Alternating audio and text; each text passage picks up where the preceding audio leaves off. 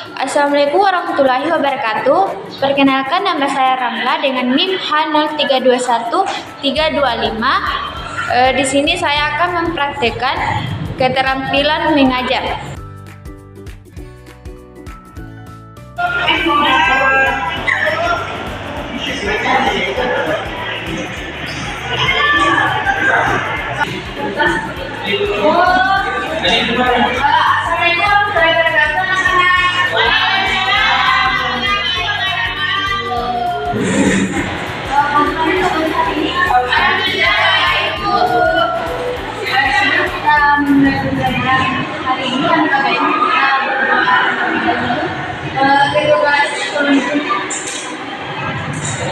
Baik, sebelum kita belajar, ada baiknya kita membaca tentang menurut agama dan keyakinan kita masing-masing. Tuhan dimulai. Tapi saya ingin kita akan memiliki pemahaman. Dewi, ada Bu Aida, Sarudi, Ramla, tadi Bu, kemudian Sdek, ada Arianti, semua ya.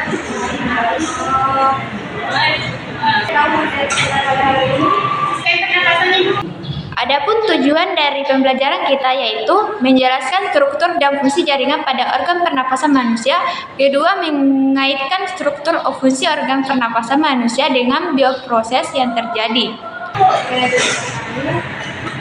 Sebelum kita mulai pembelajaran hari ini, di sini ada yang tahu di sini makhluk hidup? Bernafas, nafas, bereproduksi, kelebihan, udah hidup udah berkembang Bu. Jadi di sini Ibu telah membuat alat peraga sederhana tentang sistem pernapasan manusia. Dapat anak-anak lihat ya.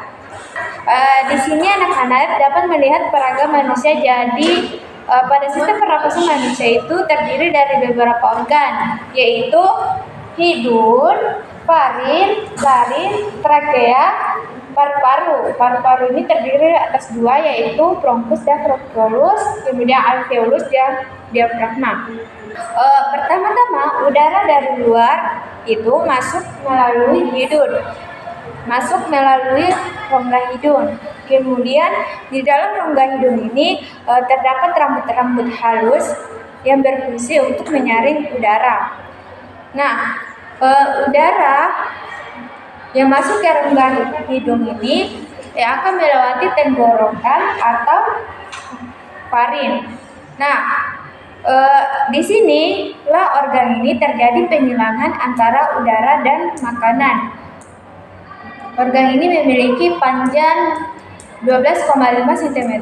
Nah, setelah melalui faring, ini udara akan masuk melewati laring, kemudian melewati trakea dan masuk ke bronkus atau cabang tenggorokan.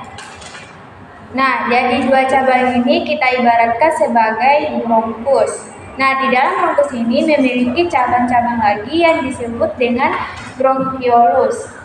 Ini. Nah, dapat anak-anak lihat pada dua batang ini dinamakan cabang lainnya yaitu bronkiolus. Yang ini. Jadi fungsi bronkus dan bronkiolus berfungsi untuk menyediakan jalan untuk udara yang ingin masuk dan keluar dari dan menuju paru-paru. Nah, ketika udara masuk ke paru-paru, nah di dalam paru-paru ini selain bronkus dan bronkiolus ini, nah alveolus ini kita diibaratkan sebagai dua balon ini. Nah, ini alveolus tempat bertukarnya udara dari oksigen dan karbon dioksida. Kemudian melewati yang namanya diafragma. Nah, diafragma ini adalah otot utama yang digunakan saat bernafas. Nah, setelah pertukaran ini selesai, maka udara yang berisi oksigen akan dibawa oleh pembuluh kapiler menuju jantung dan kemudian disebarkan ke dalam tubuh. Kemudian, udara yang berisi karbon dioksida akan dibawa ke atas melalui trakea, faring, dan hidung. Jadi, udara yang keluar dari hidung saat kita bernapas itu adalah karbon dioksida. Nah, di sini Ibu akan menunjukkan gambaran bagaimana manusia ketika bernapas. Kita ibaratkan sebagai alveolus. Alveolus ini akan mengembang seperti ini.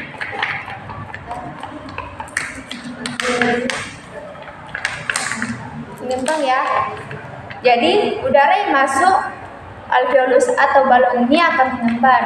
Nah, ini disebut dengan inspirasi atau masuknya udara ke dalam paru-paru.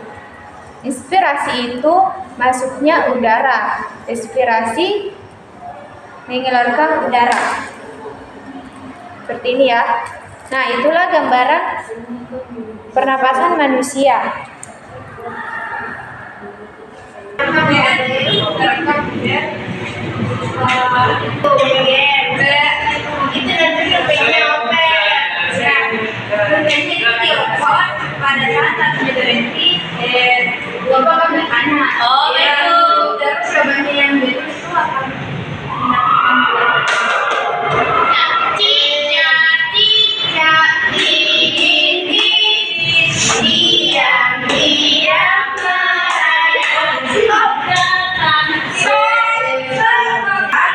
Inspirasi dan ekspirasi.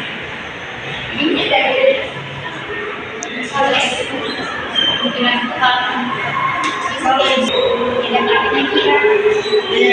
menghirup udara, kemudian inspirasi.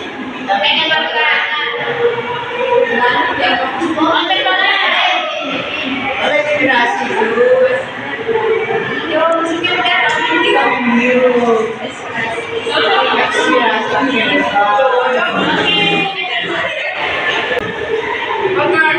Karena jawabannya dengan salah, masih sebelumnya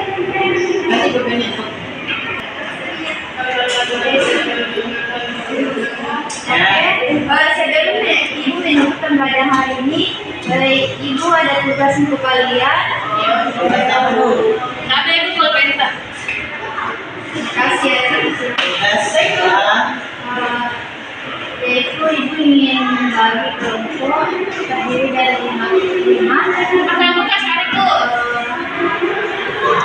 Sesuai kita maksud. Oh iya Bu. Iya dipresentasikan di depan harus. Tapi tanpa harus dan teks ya harus dikuasai. Iya Bu. Jadi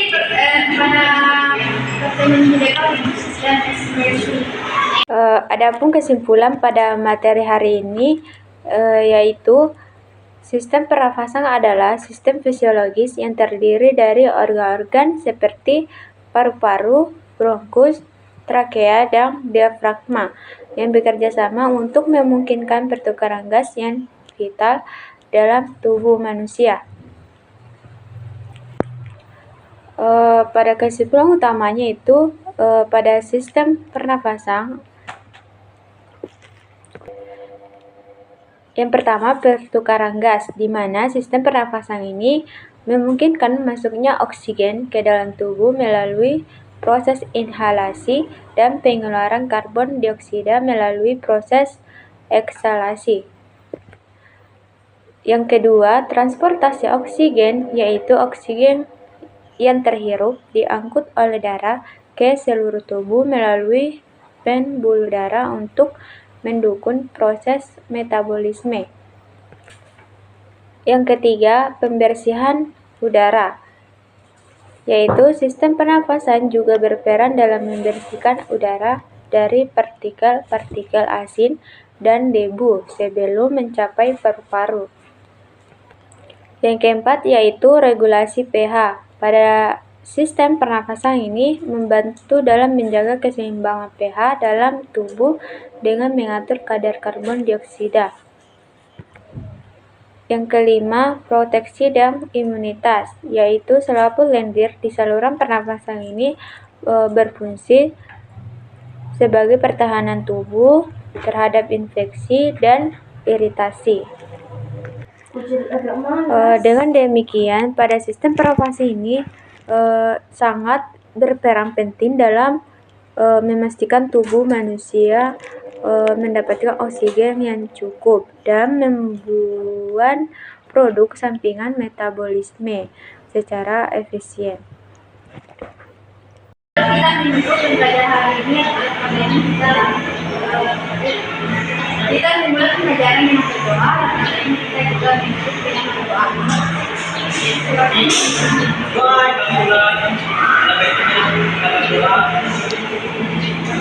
Bisa perjalanan kita tidak